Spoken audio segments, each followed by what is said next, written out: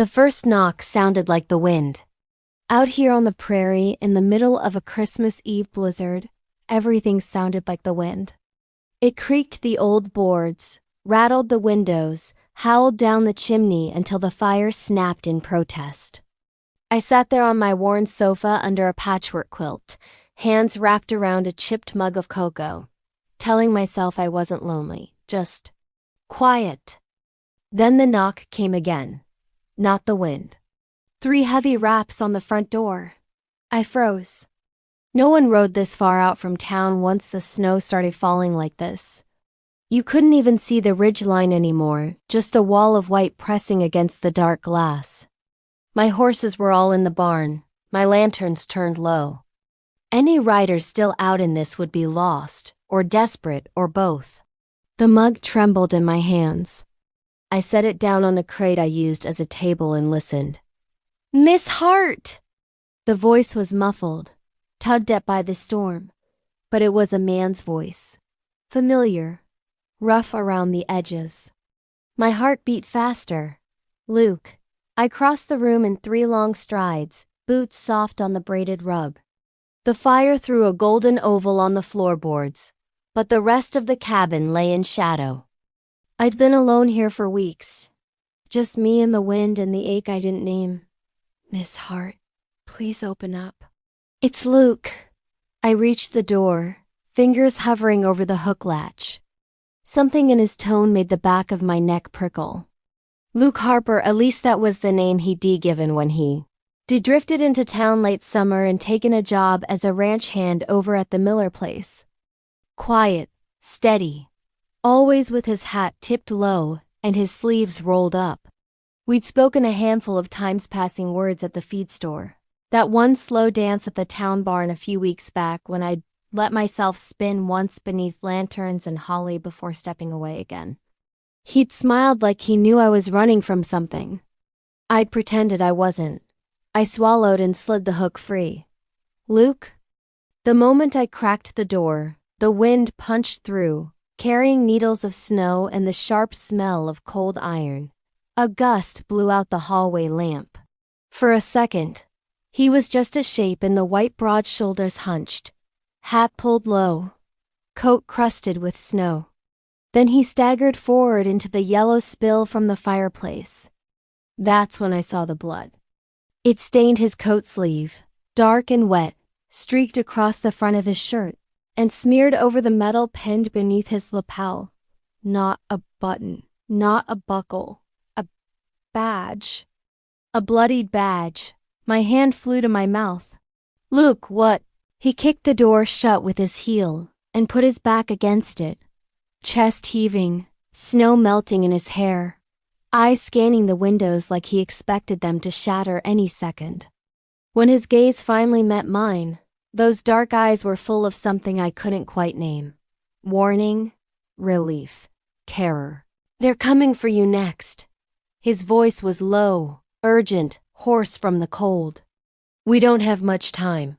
For a heartbeat, all I could hear was the wind shrieking against the eaves and the cracking of the fire.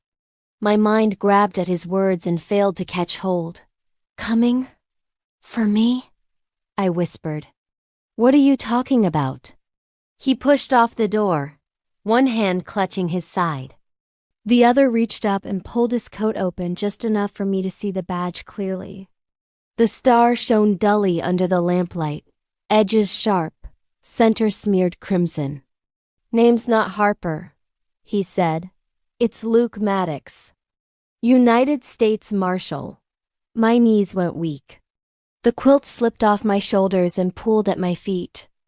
I stared at the badge, then at his face, searching for some hint this was a terrible joke. But Luke never joked.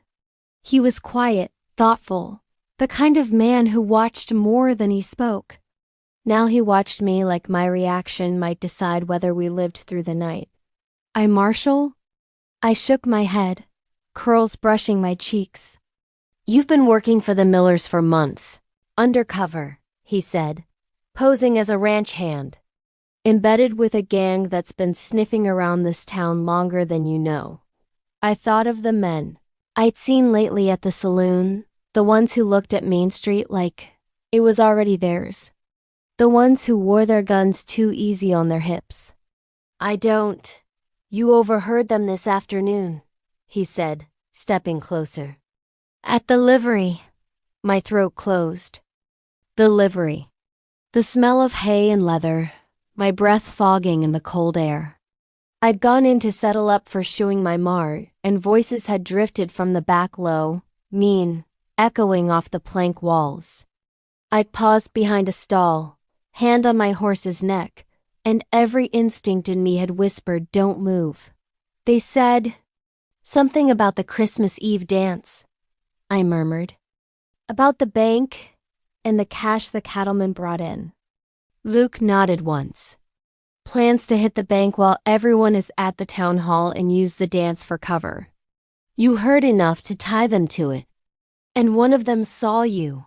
I remembered the way the tallest of them had glanced up, eyes narrowing, as I'd backed away down the row of stalls.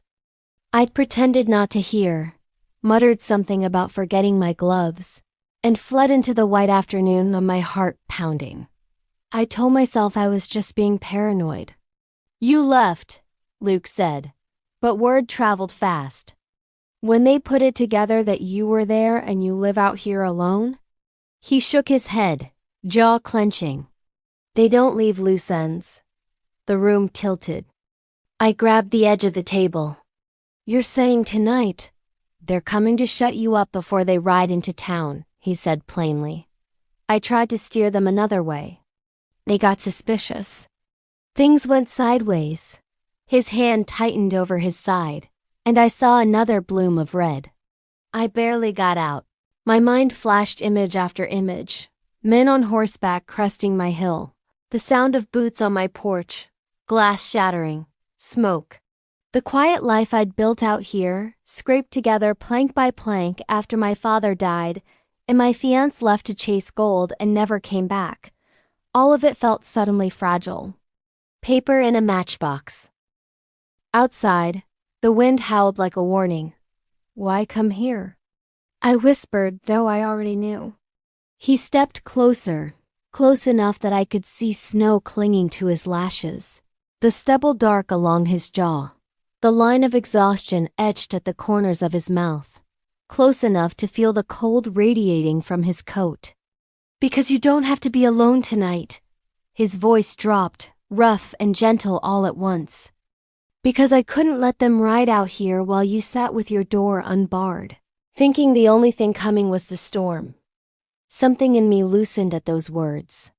I'd spent so many nights telling myself I could manage on my own, that it was safer not to lean on anyone, that needing help meant weakness. But his eyes held no judgment, only a bone-deep determination that stole my breath. You're safe here, he said softly. As long as you want to be. But we have to move fast. Fear fluttered in my chest. But under it there was something else, warmth, strange and sudden, like the first sip of cocoa after coming in from the cold. Tell me what to do, I whispered. His shoulders eased. Just a fraction. First, let me make sure no one's followed me. Then we bar this place tight as a drum. You've got a rifle. In the bedroom closet, I said. And a shotgun over the hearth. He nodded, already shedding his coat, his movements efficient despite the obvious pain. Snow thudded to the floorboards as he shrugged free, revealing a lean, muscled frame beneath the blood-streaked shirt. He peeled the badge off his lapel and set it on the table with a soft clink, like it weighed more than metal and dried blood. I stared at it, my reflection warped in the scratched surface, and felt my life tilting on a new axis. Christmas Eve on the prairie was supposed to be quiet, just me and the wind and the fire. Instead, a wounded marshal had knocked on my door with a bloodied badge and told me death was riding through the snow to find me. And somewhere under the fear, under the rising adrenaline, another thought whispered. Maybe Christmas brought you to me. I shoved it down. There would be time for foolish thoughts later. If we made it through the night. Luke's boots thudded across my floor as he moved to the nearest window. He blew out the lamp, leaving just the soft glow of the fire and a single lantern on the mantel. Shadows leaped across the walls. "Keep low," he murmured. I ducked instinctively, heart hammering as I watched him lift the edge of the curtain with 2 fingers. Outside, the world was a whirl of white and ink, snow sweeping sideways across the yard, burying the fence posts, swallowing the trail that wound toward town. No shapes, no riders, just the storm.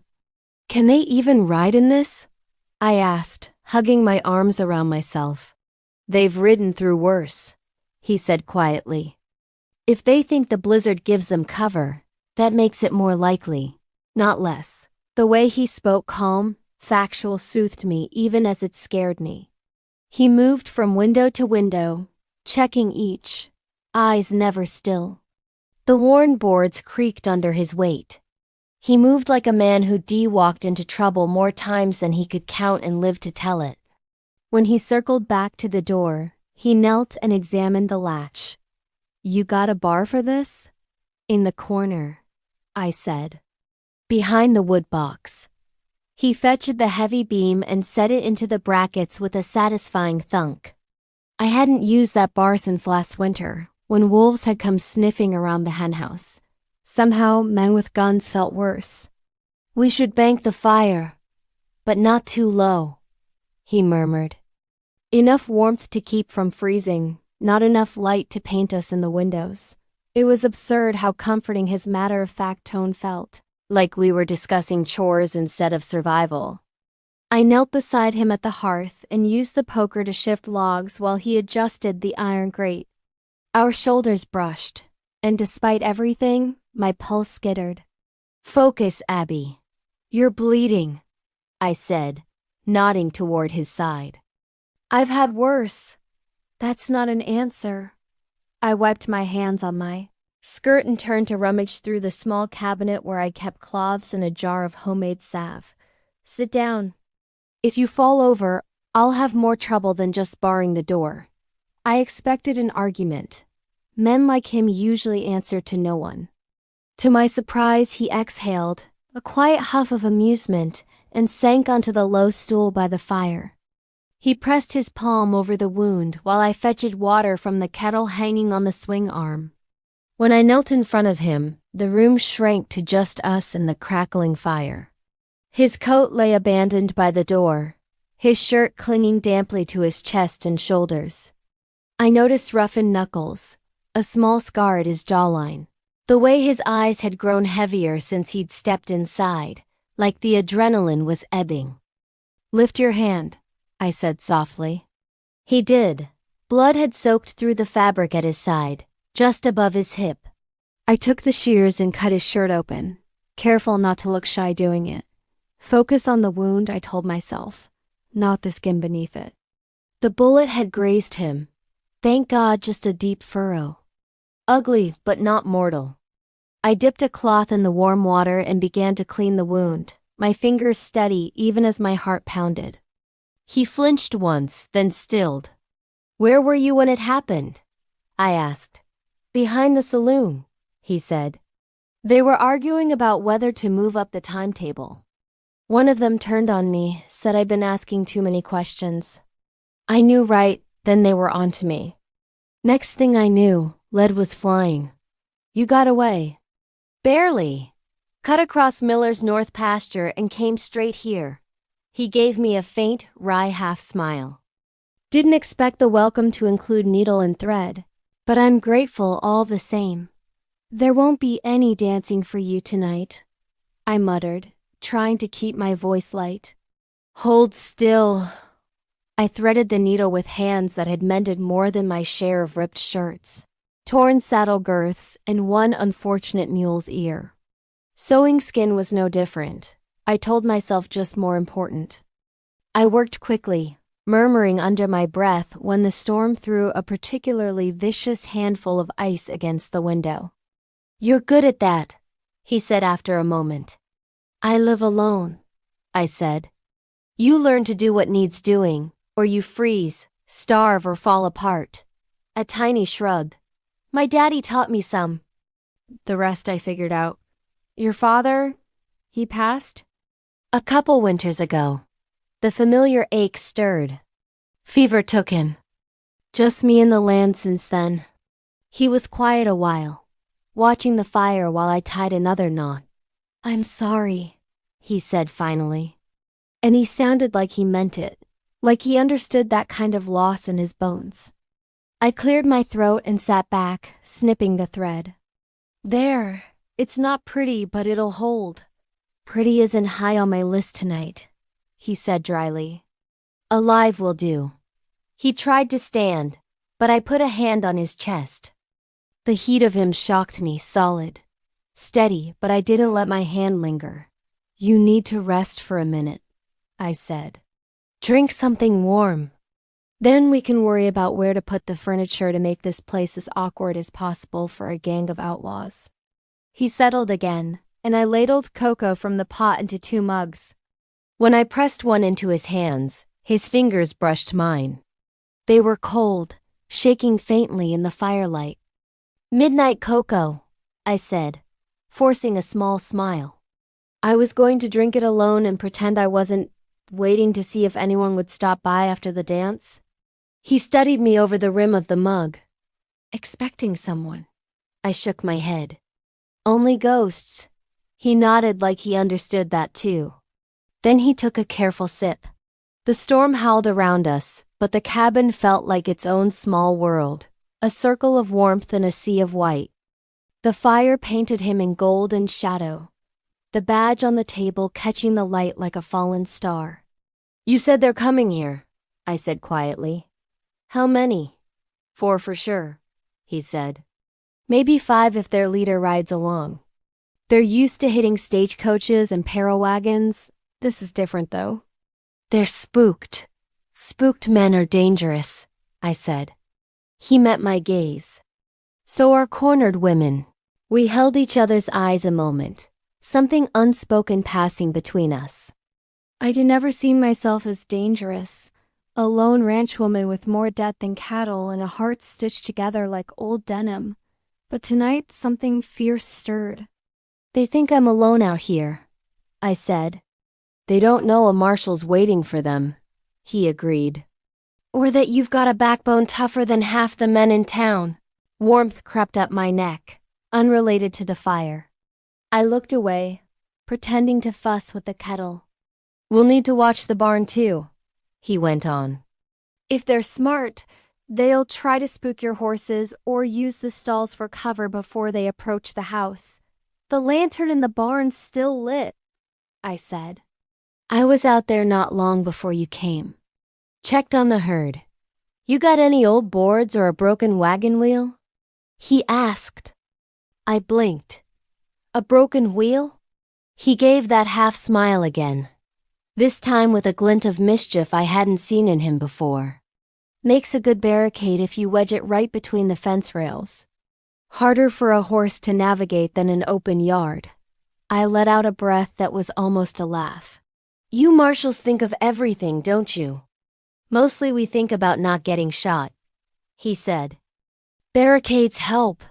His gaze swept over me again, more assessing than admiring. Can you handle being out there a minute in this cold? I can handle worse than snow, I said. I was born under it. The words came out steadier than I felt. But with him sitting there, bleeding and still thinking of ways to keep me safe, pride rose like a shield. I wouldn't be the woman who sobbed and clung and begged to be told what to do. I would stand, with him, not behind him. Then we move fast, he said. Bundle up. I'll show you where to place that wheel. You're in no shape to be outside, I protested. He took another swallow of cocoa and set the mug down, determination hardening his features. I'll manage. Let me keep you warm by making sure no one gets close enough to this cabin to test our aim. The words, let me keep you warm, sent a small, unexpected shiver through me, not from fear. From something older, deeper, something that had nothing to do with guns and gangs, and everything to do with the way his eyes lingered on my face when he said it.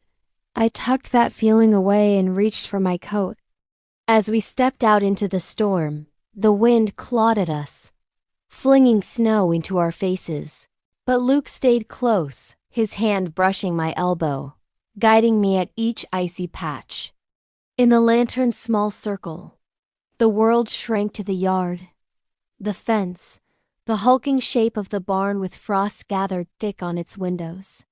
We wrestled the broken wagon wheel out from where it leaned uselessly against the barn wall and carried it together, our breaths coming in white bursts. The wood bit into my gloves, heavy and awkward, but his presence at my side made it bearable, even in the slicing cold. We wedged it between the corner posts near the gate, creating a jagged barrier. Luke checked the angle, nodded once, then scanned the horizon again. Nothing but snow. Good, he said. They'll have to come at us on foot. One more thing, I said, teeth chattering. Horses. We hurried inside the barn to soothe my Moray and the 2 draft horses that shared her shelter. Their warm breath steamed in the lantern light, the smell of hay and leather wrapping around us like another blanket. For a moment, the barn felt like a sanctuary within a sanctuary warm wood. Animals snorting softly, the distant scream of the storm muffled by thick walls. Easy, girl, I murmured, stroking my Mare's neck. You're all right. We're all right. Luke watched me from the next stall, one hand resting on a gelding's flank. You talk to them like they're people, he said. Sometimes they listen better than people, I replied. His eyes crinkled at the corners. I believe that. When we finally stumbled back to the cabin, snow plastered to our coats and hair, our cheeks burning from the wind, the fire's heat felt almost shocking. My fingers ached as sensation returned. Luke shut the door firmly, dropped the bar into place, and exhaled. Storm's getting worse, he said. If they're still coming, they'll be here soon. I swallowed hard and nodded, then caught his gaze and held it. All right, I said. Then we wait. He gave a small nod, a silent pact settling between us. 2 people in a tiny cabin on a vast winter prairie, facing down danger together. As I reached for my mug again, a thought brushed through me, soft as falling snow. If you're listening to this by your own fire tonight, somewhere far from my little cabin, you might be wondering what I was thinking. Letting a stranger marshal lock us in together on Christmas Eve. Tell me in the comments if you like. Do you think I should trust him yet? Because that night, with the storm outside and his badge on my table, I decided to. And everything that came after started with that choice. We settled into a kind of uneasy routine, the kind forged 100 times on ranches and in bunkhouses, but now sharpened by the knowledge that men with guns might be carving a path toward us through the drifts. Luke moved carefully, favoring his stitched side, but he couldn't sit still long. He checked the windows again, then the doors, then the rifle over the hearth. He loaded it with a speed that told me he'd done it in the dark, under fire, more times than I wanted to imagine. You shoot often, he asked. Often enough, I said. Coyotes, the occasional rattler. I put meat on the table when I have to. He handed me the rifle. But first. Show me.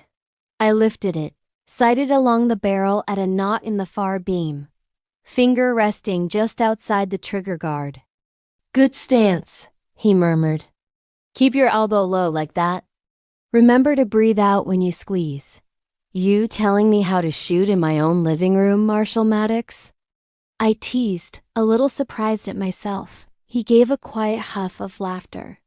Consider it a Christmas Eve refresher course. I do like to make sure you hit what you re-aiming at if things go bad. I lowered the rifle, the weight familiar in my hands.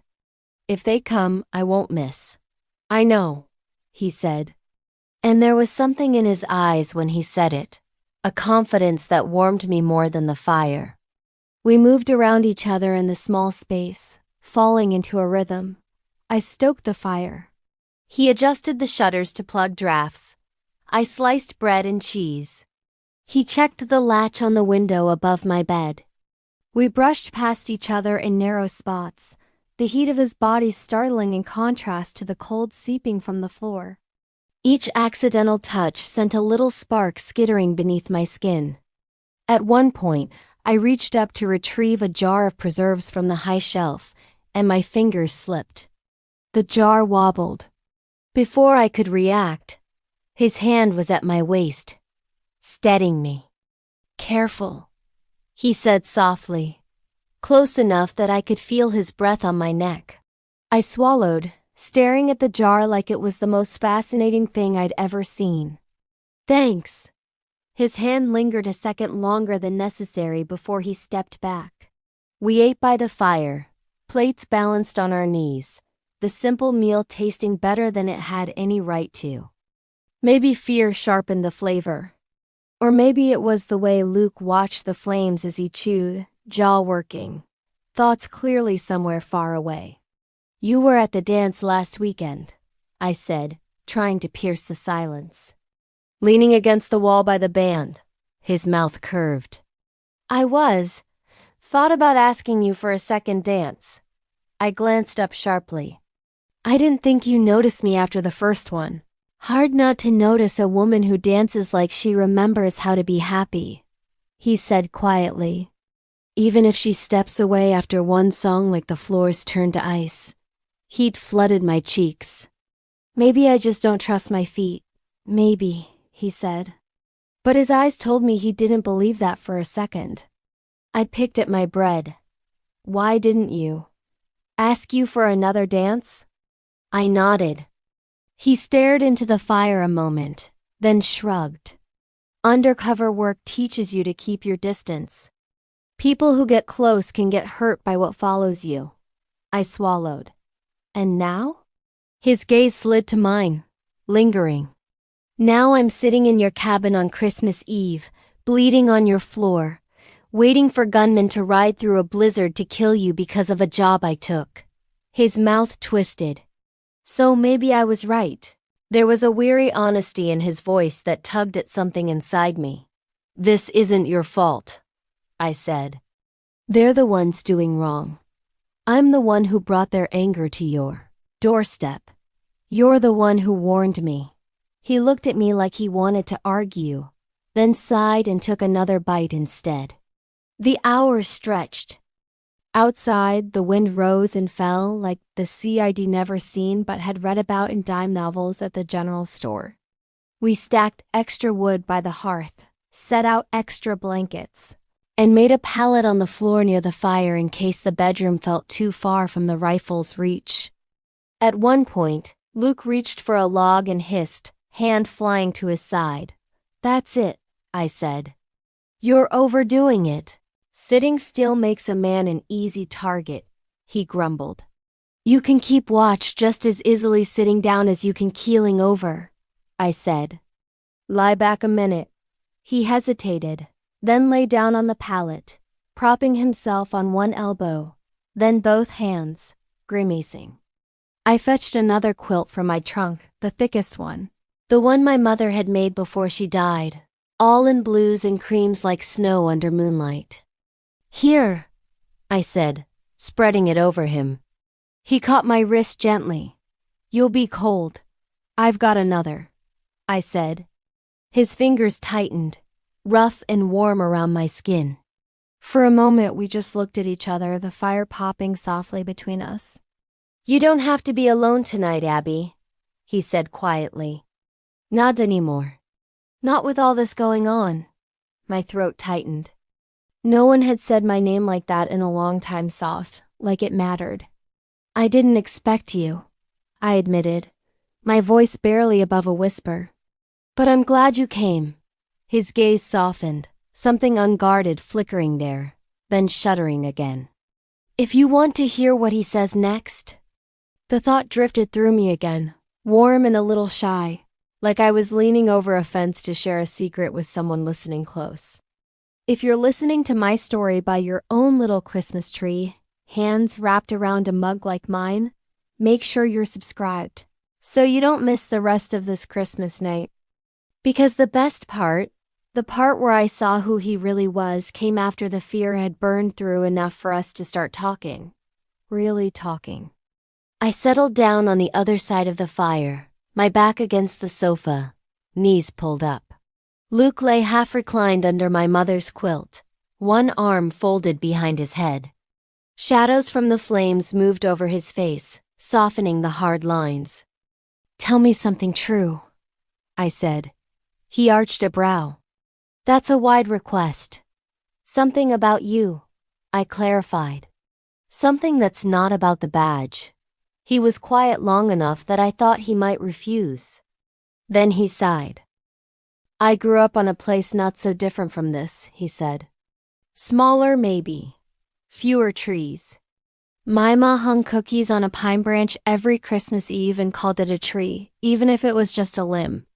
We strung popcorn and cranberries and lit exactly one candle, because that's all we could afford." My lips curved. "Handmade ornaments." He nodded. "My dad carved little horses and stars when he was home long enough. I still remember the way the lantern light shone on the wood." His eyes grew distant. "He was a lawman too. Deputy. He didn't come back from one of his rides." "I'm sorry," I whispered. He shrugged, but his jaw clenched. After that, I swore I'd keep other families from getting the same news. Figured if I wore the badge, maybe I could make sure more men came home. "Has it worked?" His gaze met mine, haunted and steady. "Sometimes, not always. Enough to keep going. Until now." "Until now." He glanced at the badge on the table. "I'm tired, Abby. Tired of lying, of getting close to men just so I can put them in irons. Tired of sleeping in strange towns and knowing any knock at the door might be the last thing I hear." I swallowed. "Then why keep doing it?" "Because someone has to," he said simply.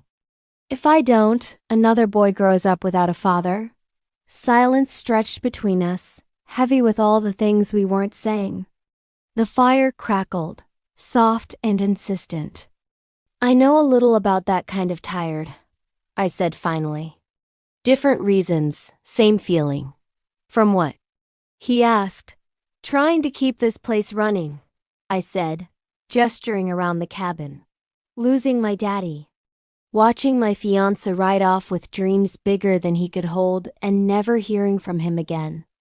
Luke's expression sharpened. "He just left?" "He said he'd send for me once he struck it rich," I said, the old hurt pricking at the edges of my words. 2 years went by. No letters. One day a man came through town who'd been in the same mining camp. Told me my fiancé had found someone else. Left the camp with her, last anyone knew. "Sounds like you lost more than a fiancé," Luke said. "You lost your faith in men." "Maybe I just learned to be careful who I believe," I replied.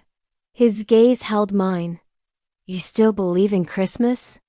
The question startled me. I looked at the small corner where I'd set a sprig of pine in a jar earlier, tied with a faded red ribbon. One single candle sat beside it, unlit. "I'm trying to," I said. He nodded, like that was an answer he understood better than most. As the night wore on, we tended the fire together. Every hour or so, one of us would rise to peer through the curtain. The storm never let up, snow drifting high against the fence. No dark shapes appeared. No hoofbeats cut through the howl. The danger still hung over us. But for a little while, fear loosened its grip enough to let in something else. Quiet, tentative, like footsteps on fresh snow. By the time midnight rolled around, my eyes burned from the strain of watching shadows. Luke noticed. "Try to sleep," he said. "I'll keep watch." "You need rest more than I do," I objected. "I've pulled longer nights than this," he said. "Besides, I'm half warm, half numb, and completely stubborn." "I'll be fine." I hesitated. The thought of closing my eyes while he sat there under my mother's quilt, a silent guardian between me and the winter, sent fluttering birds through my chest. "All right," I said finally. "Just wake me if anything changes." "I will." I lay down on the sofa, wrapping the remaining quilt around myself. The firelight flickered across the ceiling. My last clear sight before sleep pulled at me was Luke, sitting with his back to the wall, rifle across his knees, eyes on the window, the faint outline of the badge glinting on the table beside him. I drifted off to the sound of the storm and the soft creak of the old house breathing. And for the first time in a long time, I didn't feel alone. I woke to the gentlest touch on my shoulder. "Abby." His voice threaded through my dream and pulled me toward waking. I blinked up at him, disoriented for a second. The fire had burned low to a bed of glowing coals. The lantern's light was softer, the storm's howl a little muffled, as if the world had drawn closer. "How long was I out?" I mumbled, pushing my hair from my face. "Couple hours," he said. "You needed it? And you?" He shrugged one shoulder. "I dozed here and there. No movement outside. Storm still bad." I sat up, rubbing my eyes. The room smelled of wood smoke and coffee. Luke held out a mug to me, steam rising in slow curls. "Hot coffee at midnight," he said. "Figured you'd need it." Our fingers brushed as I took it, and a little thrill jumped through me. "Thank you," I said. We sat in companionable silence for a while, both of us staring into the embers. The coffee was strong and bitter, the way my daddy liked it, and I sipped it slowly, letting the warmth seep into my bones. "Storm might work in our favor," Luke said eventually. "Harder for them to track where I went. Harder to find you if they don't know the land." "You do know it," I said. He nodded. "Been riding Miller's Range for months." Kept my eyes open. Paid attention. "That's part of the job too." "Best part," he said. "Being outside. Working with cattle, horses. Fixing fences. It's the closest I've come to feeling normal in a long time." "Normal," I repeated, tasting the word. I almost forgot what that feels like. For a moment, the air between us felt fragile as spun glass. "Why'd you stay out here after your daddy passed?" he asked quietly. "You could have gone back east." "Found some cousin to take you in." "I didn't want to be taken in," I said. "This place, it's mine. Every board, every nail, every blister. I grew up watching my parents scrape and save just to buy the deed. My mother poured herself into this cabin. My father into the fences and fields. Leaving felt like walking away from them. From myself." He studied me, something like admiration in his gaze. "You're brave, living out here alone." I shrugged, suddenly shy. "Or stubborn." "The line's thin. A lot of good things are thin lines," he said. "Courage and foolishness. Justice and vengeance. Trust and blind faith." "You sound like you've walked all those lines," I said. "More than once," he admitted. I set my mug down on the hearth, fingers tracing the cracked glaze. "Do you ever wish you could stop being a marshal?" I nodded. He leaned his head back against the wall, eyes half closed. "More often lately. Every time I see another mother get that telegram, every time I walk into town and feel people stiffen, wondering if my presence means trouble followed me in. That why you came here?" I asked. "This town, this job." "Partly," he said. "We got wind of a gang hitting small places like this, taking what they wanted because they figured no one would come looking. I volunteered to track them. Thought maybe I'd end my run on something that mattered. And now?" He stared at the low-burning coals. "Now I'm staring at the inside of a life I could be had if I'd made different choices." I frowned. "What do you mean?" He gestured toward the simple pine sprig in the jar, the quilts, the boots lined neatly by the door. A home. Work that starts with sunrise and ends with sunset. Worrying about sick calves instead of whether someone I lied to is going to shoot me in the back. The way he said it, so quietly, like he didn't feel entitled to such a life, made my chest ache. You could have that, I said before I could stop myself. He gave a humorless laugh. Men like me don't get to just hang up the badge and settle down. The past has a long reach. So does the future, I said. He looked at me then, really looked, like he was seeing something he hadn't expected. What about you? He asked. You ever think about leaving all this behind? Starting somewhere new? The question took me off guard. I opened my mouth to answer and found nothing ready. I looked around the cabin. At the worn table, the chair with one leg shorter than the others, the faded curtains my mother had sewn. Sometimes, when the nights get long and the wind gets loud, I think about a little house in town. Closer to people, closer to the church bells. Maybe a job teaching or bookkeeping. Somewhere I don't have to worry about a blizzard taking my roof. And why don't you? Because every time I hitch up the wagon to go look at a place, I get halfway down the road and something pulls me back. I shrugged faintly. This land has my footprints in it. My daddy's laugh, my mother's songs. Walking away feels like giving up. And I've done enough losing. He nodded slowly. I know that feeling. We fell quiet again, the kind of quiet that didn't feel empty, just full, Luke? I said softly after a while. Yeah? You said they're coming for me next. His jaw tightened. Yes. What's our plan when they do? He straightened, the marshal sliding back over him like a second skin. We keep the lights low. No one leaves the house unless we have no choice.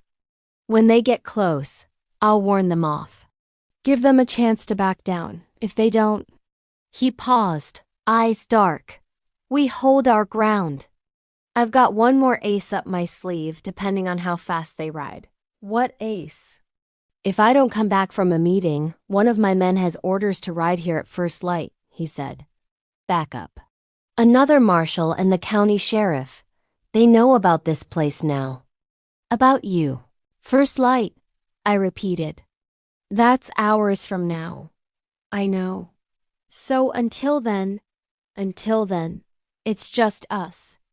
Just us. Those words settled in my chest like a promise, heavy and fragile at once. What's the one thing you would do? His future voice whispered in my ear.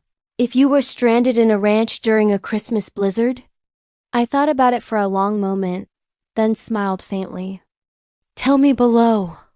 I imagined myself saying to whoever's listening to this, snug in your own blanket, fingers hovering over your screen. Would you bake cookies? Sing carols? String popcorn on a tree? Or would you sit by the fire with a stranger whose eyes make you feel both safer and more unsure than you have in years? Because that's what I did. I sat by the fire with Luke Maddox and let the night stretch between us, stitched with words and silences. We talked about small things, 2 favorite meals. His was stew thick enough to stand a spoon up in. Mine was my mother's honey biscuits. Ridiculous mishaps on the trail. The best way to break a stubborn horse. I told him about the time I'd gotten a wagon wheel stuck in a ditch. And he laughed, low and warm, the sound curling around my rib cage. You should have seen me my first week working cattle, he said. Got dragged halfway across a pasture by a yearling with more attitude than sense. The crew never let me live it down. I grinned. I wish I'd been there. Yeah? Someone needed to be on your side, I said. His smile faltered, turned softer. You have a way of making a man feel like he might be worth standing with, you know that? I looked away, throat tight. No one had ever put it like that. At some point, without even realizing, I shifted closer to the fire. He did too. The distance between us shrank inch by inch until we were sharing the same patch of warmth, knees nearly touching. Outside, the storm raged. Inside, a different kind of storm brewed, quieter, slower, but just as powerful. I didn't know yet that before dawn, the danger would find us. I just knew that sitting there in that small circle of firelight, listening to him breathe and talk and sometimes just be quiet beside me, something in me began to thaw. And for the first time in a long time, Christmas didn't feel like a reminder of what I'd lost. It felt like the beginning of something I didn't know how to name. "Riders," he said softly. "4 of them, maybe 5. They're here." Fear surged through me, cold and hot all at once. My fingers tightened around the shotgun's stock.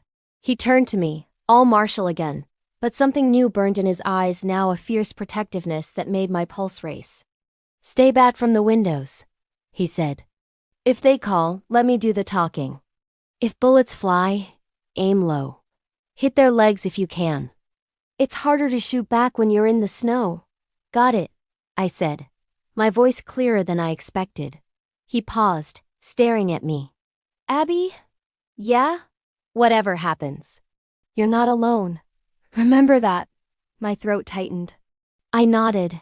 The hoofbeats grew louder, clumps of snow sliding off the roof with each vibration. Shadows moved across the yard, dark shapes against the pale drifts. Through the narrow slice of window, I saw them, 4 men on horseback, scarves pulled up against the cold, hats low, guns on their hips. One lifted a lantern, scanning the house. The light glinted off the broken wagon wheel at the fence line. The snowdrifts piled against the porch. They drew up in front of the cabin. "Abigail Hart," a voice called out, harsh and mocking. "You home, sweetheart?" My stomach turned. It was the tall one from the livery, the one whose eyes had followed me as I backed away. Luke's jaw clenched. He glanced at me once, then stepped toward the door, staying to the side where stray bullets would be less likely to find him. "This is it," he murmured. I tightened my grip on the shotgun and took my place behind the heavy oak table I dragged near the front window, my makeshift barricade. Outside, the men laughed, their voices crude in the clean morning air. "Come on out, Miss Hart," another called. "We just want to have a little Christmas chat." Luke's voice cut through theirs, firm and hard as iron. "That's far enough," he called out. "Hands where I can see them." Silence fell. "Who the hell are you?" the leader barked. "Marshal Luke Maddox," he replied. "And this ranch is under my protection." A low murmur rippled through the men, even from in here. I imagined them trading looks, realizing their ranch hand friend had been something else entirely. "You son of a..." A gunshot cracked the air, sharp and shocking.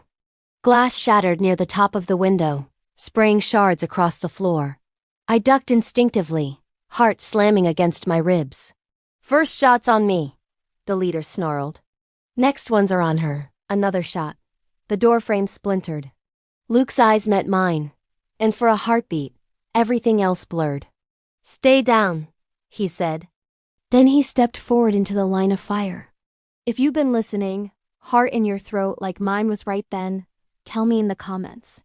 Do you think she should trust him yet? Because in that moment, with gunfire shredding my quiet Christmas Eve and the man who just kissed me standing between me and danger, my answer was yes. I trusted him with everything. Even my heart. Part 6. Climax. Storm, fight, and confrontation. What happened next blurred into flashes of sound and color. Luke shouted a warning, voice cutting through the chaos. "Last chance! Drop your weapons and ride out, or you face federal charges on top of everything else." Their answer was another volley. Bullets slammed into the door, the walls, the window frame. Wood splintered. Plaster puffed into the air. I flinched as fragments stung my cheek. "Luke!" I cried. "I'm all right," he called back, though I heard the strain in his voice. He fired through the narrow slit between curtain and wall, his shots controlled, deliberate. A curse rang out from outside, followed by the thud of a body hitting snow. "One down," he muttered. Fear and something fierce rose in me together. I edged closer to my corner of the window, keeping low. Through the broken glass, I caught sight of one of the outlaws sprawled near the fence, clutching his leg, blood blooming in the snow. The others had taken cover behind the horses in the half-buried wagon. They hadn't counted on the storm. The drifts made moving fast impossible. The broken wagon wheel we de-wedged by the gate forced them to dismount sooner than they liked. I saw one man try to force his horse past it, only for the animal to balk, nearly unseating him. Luke's planning, our midnight scramble in the snow, it all paid off now. "Abby," he said, voice low and urgent. "When I say I need you to fire 2 shots high over their heads. Make them think we got more guns than we do." My pulse jumped. "I can hit them." "Not yet," he said. "Right now we want them rattled, not dead. Prison cells tell more stories than graves." I swallowed and nodded. "All right." A lull in the gunfire came, a breath between storms. "Now," Luke said. I surged up just enough to aim through the jagged hole in the window and squeeze the trigger twice, the shotgun's recoil slamming into my shoulder. The blasts echoed across the yard, kicking snow up from the fence line. One outlaw yelped and flung himself flat. Another cursed vividly. "Damn it, she's shooting too?" "Thought she was alone." "Marshall's got himself a little army in there," another snarled. A grim grin flickered across Luke's face. "That's right," he muttered. "Keep thinking that." The leader's voice cut through the confusion. Rage and something like fear tangled together. "You think you can hole up in there all day, Maddox? Storm's clearing. Sun'll be up soon. You can't hide forever." "Wasn't planning to," Luke called back. "You're surrounded. Backup's on the way. You run now, maybe you see another Christmas. You stay, you hang." It was a bluff, and we both knew it. His backup wouldn't be here for hours. But the gang didn't know that. "Liar," the leader spat. "You're out here alone. Just like we planned. Thought you could turn us easy, didn't you?" More shots. Another window cracked, sending a shower of glass onto my bed. My heart pounded so hard I could taste blood. "We can't keep this up forever," I said through clenched teeth. "We're sitting targets in here." "I know," Luke said. His eyes flicked around the room, calculating. "We need to change the field." "What does that mean?" "Means we make them come to us in a way they don't like," he said. "Barn." I blinked. "Barn?" He nodded. "Your barn's sturdier than this front room. Fewer windows. More cover. We can use the stalls as shooting positions, keep them funneled in the yard where that wagon wheel is. They'll all think we re-still in here as long as the curtains stay drawn and the fire is going. How do we get there without being seen?" He looked at the hearth, then the wall behind it. "You got a crawl space access?" "Trapdoor in the pantry," I said slowly. "Leads to the root cellar. There's a tunnel from there under the yard to the barn. My daddy dug it years ago for moving feed in winter without breaking our necks on the ice. It comes out behind the hay bales." His eyes lit with something like delight. "Now that is the best news I've heard all night." Another volley of gunfire drove us to the floor. Dust rained from the rafters. "Can you make it?" I asked, glancing at his stitched side. "I'll make it," he said. His hand brushed my arm. Brief but sure. "Stay close." "And stay low." We crawled toward the pantry while the outlaws reloaded. Every creak of the floor sounded thunderous, but the storm and their shouting covered our noise. Luke opened the trapdoor in the back corner, revealing a narrow wooden ladder descending into darkness. Cold, damp air gusted up, carrying the smell of earth and potatoes. "You go first," he whispered. "I'll cover." I gripped the ladder and climbed down, shotgun strapped across my back. The cellar was cramped, the ceiling low enough that I had to duck my head. Shelves lined the walls, filled with jars of preserves that clinked softly as I moved. Luke followed, closing the trapdoor above us, plunging us into near-total darkness until I lit the small lantern hanging from a nail. Its light revealed a rough-hewn tunnel leading away from the cellar, just high enough for us to crouch. My daddy's stubbornness, once just a family joke, felt like Providence now. "Lead the way," Luke said softly. We moved through the tunnel, bent nearly double, boots crushing damp soil. The lantern swung, casting jagged shadows. My breath sounded loud in my own ears. Above us, muffled, came shouts and the crack of more gunfire as the gang poured rounds into an empty cabin. "They'll waste ammo if they think we're still inside," Luke murmured. "Good." The tunnel angled upward at the far end, ending at another wooden hatch. I eased it open slowly, peering through the crack. We were behind the hay bales in the barn, just like I remembered. The horses snorted nervously, ears flicking at the distant shots. Sunlight, pale and thin, seeped through the cracks in the barn walls, hinting at dawn. "We're clear," I whispered. We slipped out, closing the hatch behind us. Luke moved to the back wall and peered through a narrow gap between boards, giving him a clear view of the yard and house. I joined him, pressing one eye to another crack. From here, we could see the gang spread out across the front of the cabin. One man still lay in the snow, groaning and cursing, leg bleeding badly. The others were taking cover where they could, behind the half-buried wagon, a snow-laden pine, the corner of my porch. The leader, tall, gaunt, with a red scarf around his neck, stood a little closer to the house, gun in hand, lantern light flickering over his sharp features. His horse stamped behind him, steam pouring from its nostrils. "They're not leaving," I whispered. "No," Luke agreed. "But they're exposed." He glanced at me, considering. "You still willing to help end this?" "Yes," I said without hesitation. "This is my home." "I'm not letting them burn it down," he nodded once. "All right, I'll take the leader. You aim for the man by the wagon. He's got the clearest shot now." Once they're rattled, we push them toward the fence. Make them choose drop their guns or try to run. That wagon wheel will slow them. The snow will do the rest. My heart hammered, but a strange calm settled over me. This was it. This was the line. "On your mark," I said. He took a breath, steadying himself. "3, he murmured. 2, 1. We fired almost simultaneously.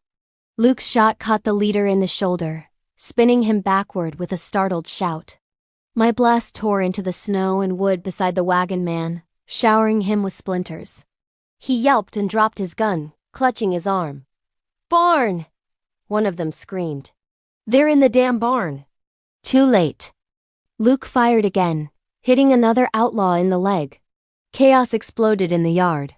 Men scrambled for cover that no longer protected them from our new angle. One dove behind my wagon, only to find that the broken wheel and drifts hemmed him in. "Drop your weapons!" Luke roared. "Now!" 2 guns clattered into the snow. The third man hesitated, eyes wild, fingers tight on his revolver. "Don't do it," I whispered, even though he couldn't hear me. He bolted for his horse instead, stumbling through the deep snow. As he tried to swing into the saddle, the animal reared, spooked by the gunfire and the strange barricades. The man slipped, landing hard. Luke shot the ground beside him. Snow leaped. "That was your last warning," he said, voice cold as the air. "Next one goes through your hat, or your hand. Your choice." The outlaw froze, then slowly raised his hands, fingers spread. His gun fell to the snow. "Smart," Luke said. For a moment the yard stilled. 4 men down, 1 groaning, 3 disarmed, the leader clutching his bleeding shoulder and staring at the cabin in disbelief. "This ain't how it was supposed to go," he spat, voice carrying clearly even from here. "That's what happens when you underestimate a woman," Luke muttered. "And a marshal," I added. He shot me a quick, surprised grin that made my pulse jump again. A distant sound drifted through the cold air, then faint at first, then clearer. And even though I knew this might just be one battle in a longer war he'd been fighting for years, a strange, solid certainty settled in my chest. Whatever came next, we'd face this storm together. And I knew with a clarity that startled me that I didn't want to go back to facing any storms alone. The cabin looked different in the gray-pink light of Christmas morning. Bullet holes pocked the doorframe. A pane in the front window was shattered. cold air slipping through the makeshift blanket I tacked over it. Glass glittered on the floor like fallen ice. And yet, when we stepped inside and the fire's warmth wrapped around us, it still felt like home. Our home, whispered a voice I wasn't ready to name out loud. Sit, I ordered gently. Before you fall. Luke sank onto the chair by the fire with less argument than I expected. The fight, the long night, the blood loss, they'd all caught up with him. His hands shook as he unbuttoned his coat. I knelt beside him again, déjà vu rolling over me. Only this time, the fear was softer, edged with relief. Doctor's going to chew me out for popping these stitches, he muttered. If you'd stayed still like I told you, he'd have nothing to chew on, I said. But my tone held more fondness than scold.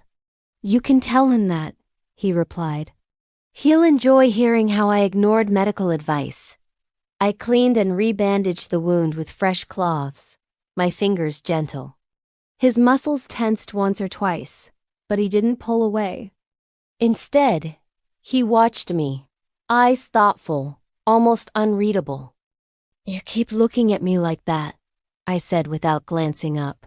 And I'm going to start thinking you're planning something. Maybe I am, he said. I glanced up then, caught by the seriousness in his tone. Luke? He swallowed. When Grady asked if I could ride, I realized something. What? That I don't want to. I frowned, confused. You're in no shape to ride right now. Of course you don't. No, he interrupted gently. I don't mean today. I mean, anymore. My hands stilled. You mean, as a marshal? He nodded, his gaze dropping briefly to the badge still sitting on my table. Its metal now clean. The dried blood carefully wiped away while we waited for the marshals to finish outside. I've been living one life while dreaming about another, he said quietly. Every time I worked a ranch job as cover, every time I slept in a bunkhouse and woke with the sun instead of a knock, I felt more like myself than anywhere else. He looked up at me again, eyes steady. And last night, he continued, sitting in this cabin with you, talking about fathers and losses and what we both want from our lives. It hit me hard. I don't want my story to end on a dirt street in some nowhere town, badge in the dust. I want, he hesitated, the words seeming almost too big for his mouth. I want mornings that start with feeding horses instead of reading arrest warrants. I want Christmases that aren't spent hiding behind barrels in saloon alleys. His hand found mine, fingers rough and warm. I want a quiet life, Abby, he said. And if I'm honest, I don't just want any quiet life. I want this one, this land, this cabin, this... He gestured between us. Whatever this is. My heart pounded so hard I could barely hear the wind. Luke, I whispered. I know it's sudden, he said quickly. I know it's Christmas morning, and we've just been shot at and you probably still shaking from everything that happened. I'm not asking for an answer right this second, He exhaled. I need you to know that if I walk away from the badge, I'm not walking into nothing. I'm walking toward something. Toward you. If you'll have me. Silence fell, thick and gentle. Outside, the sun finally tipped over the horizon, sending a shaft of pale gold through the broken window and across the floor. It touched the pine sprig in its jar, the single candle, the quilts, the badge on the table. I looked at that badge, a symbol of everything he'd carried, all the danger and duty and loneliness. Then I looked at him, the man who knocked on my door with bloodied metal in his hand and said, "They're coming for you next." The man who'd helped me move a broken wagon wheel in a blizzard. Hootie shared cocoa and coffee and stories and a kiss that still warmed my lips when the wind blew. Do you really think you can just... I gestured vaguely. Quit? Walk away? Won't they need you? They'll manage, he said. They've got younger men eager to take my place. Smarter men, probably. Men who haven't seen as many winters. His smile was small but real. Grady has been telling me for a year that I'm too stubborn to admit I'm tired. Maybe it's time I listened. And what would you do? I asked, my voice barely above a whisper. Here. Work, he said simply. Fix that broken fence on your north line. Put a new pane in that window. Patch the roof. Help you expand the herd if you want. Make sure you're never out here alone when the storm comes in. His thumb stroked the back of my hand, slow and reverent. And when you're tired, he added softly, I'll make the coffee and stoke the fire and remind you that you don't have to carry everything yourself. Not anymore. Tears burned behind my eyes. You're talking like... I started, then stopped, the word catching. Like I want a life with you, he finished for me. Because I do. There it was. Plain and unvarnished as a fence post in winter. My heart had been broken before, but never like this. Never by someone offering me more, not less. I spent so long expecting to be left. I admitted, voice shaking. Men ride in, men ride out. They take what they need and go. I built this place as proof I didn't need anyone, that I could survive, even if it meant feeling half frozen inside most days. His hand tightened around mine, eyes never leaving my face. Last night, when you knocked, I continued, I thought it was just the wind. Then I thought it was trouble. I never imagined it could be. I let out a breathy laugh. Hope. Abby, he whispered. That gang tried to take my home, I said. But you gave me something back I thought I'd lost. The idea that maybe I don't have to choose between being strong and being loved. I swallowed hard.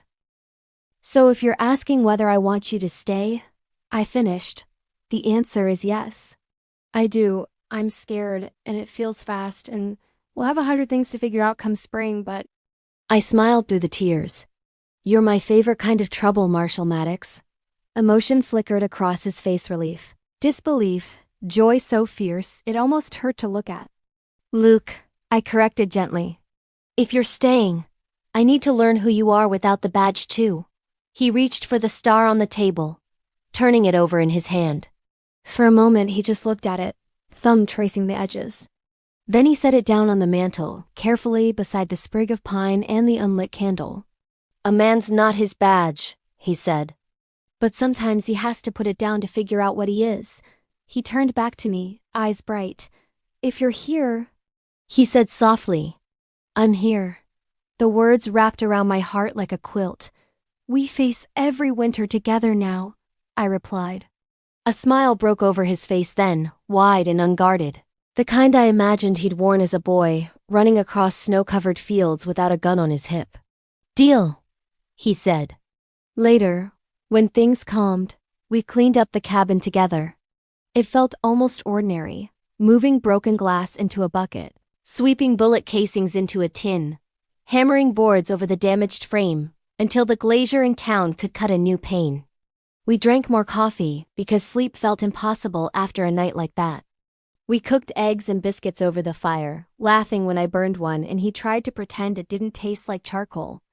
We stepped outside at midday, the air crisp and bright. The marshals had left, taking the gang with them. Only the prints in the snow remained, already softening around the edges. Come on, I said, tugging his sleeve. Where? He asked. To get our tree. He blinked. Tree? I pointed to the stand of pines near the edge of the property, branches heavy with snow. I wasn't going to bother this year, I admitted. Felt silly, decorating a tree just for myself. But I glanced at him. We're not just myself anymore. Something warm flickered in his gaze. All right then, he said. Let's go find ourselves a Christmas tree. We walked out together, boots crunching on the snow, breath puffing in front of us. He held the small hatchet, still moving carefully to favor his injured side. I kept close, just in case he stumbled. We picked a modest pine, not too tall, with branches that spread evenly. He swung the hatchet in smooth arcs, the sound of metal biting wood sharp in the clear air. When the tree finally tipped, we caught it together, laughing as snow showered down on our heads. "Guess it likes you," he teased, brushing snow from my hair. "Jealous?" I shot back. "Maybe," he said lightly, but his eyes said something else. We dragged the tree back to the cabin and set it up in the corner where the pine sprig had been. We didn't have fancy ornaments, no glass baubles or silver tinsel. Just bits of cloth, a string of popcorn I hastily threaded, a few old ribbons, and the small wooden horse my father had carved for me when I was 10. Luke reached into his pocket and pulled out something small and wrapped in cloth. "I wasn't sure if I should bring this," he said. Didn't know if I'd even be alive to take it out. He unwrapped it carefully. Inside lay a little wooden star, worn smooth with years of handling. "My father carved it," he said. "Mama used to hang it on that little branch every Christmas. It's been in my pocket every December since she died." He looked at the tree, then at me. "Feels like it might belong here now," he said softly. My throat tightened. "Are you sure?" He nodded. "It'll still be with me." He gestured around. "Just in a different way." I took the star carefully and hung it near the top of the tree. The afternoon light caught on its edges, making it glow. We stepped back and stood shoulder to shoulder, looking at what we'd made together, an imperfect tree in a bullet-marked cabin, the smell of pine and smoke and coffee wrapping around us. "Looks like Christmas," I said. "Feels like it too," he replied. I turned to him. "What does Christmas feel like?" He thought for a moment, like, "The world outside can be dangerous and cruel and cold, but right here, right now, with the person beside you, you're safe." My eyes burned. "You're safe here," he added, voice dropping. "As long as you want to be." I stepped closer. "How long is that?" "Far as I'm concerned," he said. "We've got time. All the time we need." I reached up and framed his face in my hands, thumbs brushing his cheekbones. He watched me with that same mix of wonder and caution, like he wasn't fully convinced this was real. "Let me be absolutely clear, Luke," I said softly. "I choose you. Not because you saved me, not because you're strong and steady and brave, though you are all those things. I choose you because when the storm came, you didn't just stand in front of me, you stood beside me.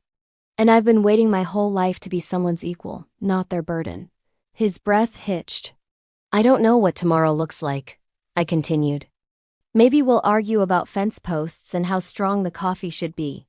Maybe some ghosts from your past will come knocking. Maybe there'll be more storms. But right now, in this moment, you are my home." His eyes shone, moisture gathering at the corners. "Abby," he whispered, my name a prayer on his lips. He bent his head, and I rose to meet him. Our lips met again, this time without fear pressing at the edges. The kiss was still soft, still careful, but there was more certainty in it now, more promise. A Christmas soft kiss, full of warmth and belief, not heat and desperation. Outside, snow began to fall again, gentler this time, like the sky had decided to lay a fresh blanket over the scars of the night. When we parted, he rested his forehead against mine. "Maybe Christmas brought you to me," I murmured. "Maybe it brought us to each other," he replied. We lit the single candle by the tree.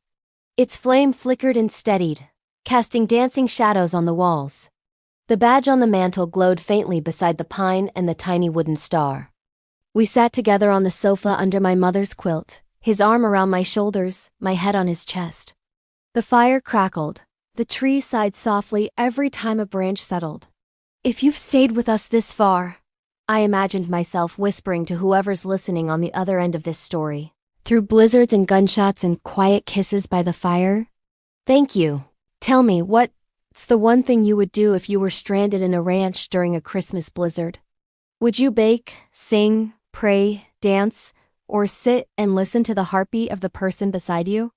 And if you want more slow-burn cowboy Christmas romances, more nights like this with lantern glow, and frost on the windows and two hearts finding their way toward each other, subscribe and turn on notifications.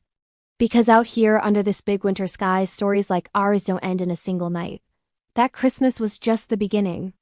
Years later, when the storms roll in and the wind starts rattling the windows, Luke still checks the doors before bed.